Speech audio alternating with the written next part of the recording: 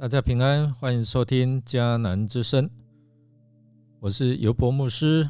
今天12月6号要分享的是要欢呼颂赞上帝。我们要读的经文是诗篇66到67篇。弟兄姐妹，我们一起来读今天的金句。万民啊，要颂赞我们的上帝，愿颂赞他的声音传遍四方。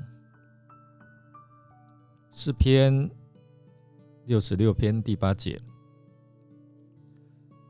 诗人开始就呼召全地都当向上帝来欢呼。他又说，万民啊，你们当称颂我们的神。这位神是应当称颂的。我们来想说，诗人为什么再三强调我们要欢呼赞美这位上帝，这位神呢？第一个理由是，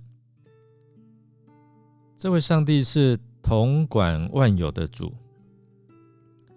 如果你从第1节到第7节，还有67篇的第1节，诗人他带领我们去看到上帝的作为。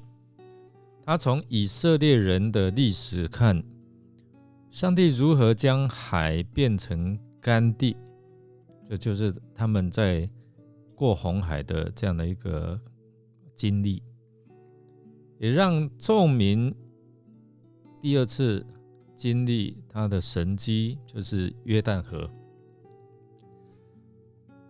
我们看在这个过程当中，上帝为他们征战，使敌人投降。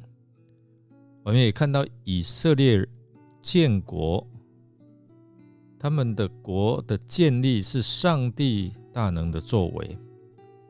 以色列民岂不应当向上帝来欢呼赞美吗？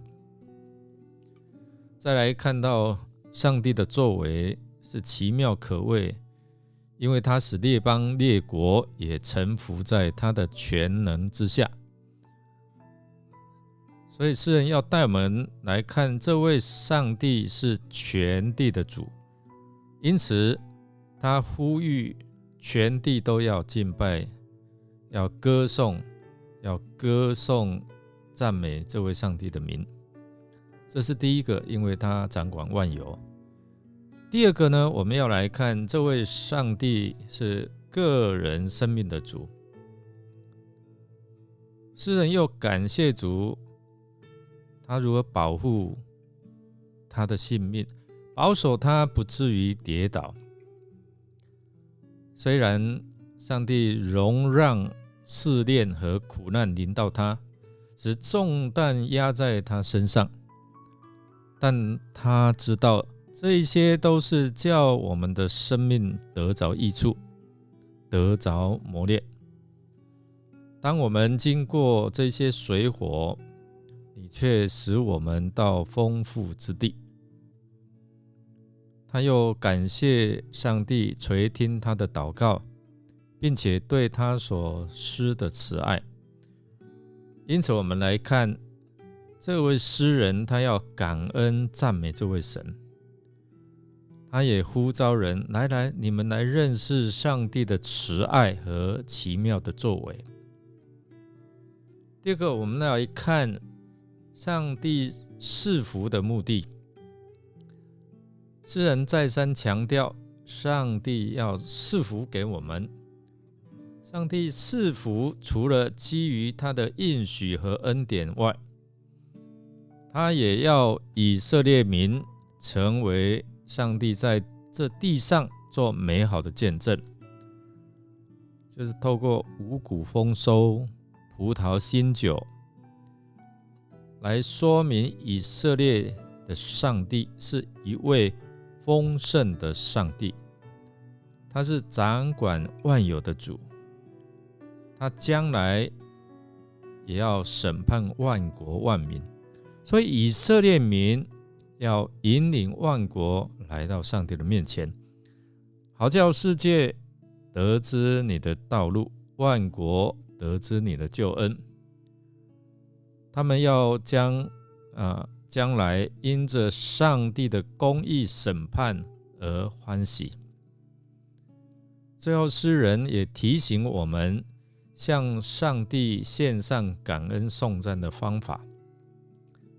第一个就是透过你要到圣殿来献祭还愿，就好像我们来到教会，在礼拜堂，我们敬拜他，我们奉献在神的面前。第二个，诗人提醒我们要向世人传讲见证，述说上帝在他身上的作为，所以我们随时要分享个人生命的见证。第三，我们要颂赞这位上帝，也邀请全地的人一起来颂赞。也就是说，你可以邀请你的亲朋好友，特别是设定对象还没有信主的，我们邀他来到教会，透过你生命的见证，他看见上帝在你身上的作为，可以感动他，让他渴慕，这位上帝到底是谁？我也来经历看看。我们默想上帝在自己身上的一切的作为，并为每一件事情我们献上感恩。让我们一起来祷告。亲爱的天父上帝，感谢您，虽然世人都犯了罪，亏欠了您的荣耀，但你仍然以慈爱来眷顾我们人类，又赐给我们尊贵的儿女身份。虽然面对试炼和苦难，帮助我们能够随时赞美你，向你献上感恩，相信你的恩典完全够用。主啊，求你每天提醒我们，成为你在地上的美好见证，吸引人认识你，归向你。愿万民都来敬拜你。我们要将一切的感恩颂赞都归给你。祷告是奉靠主耶稣基督的圣名求，阿们。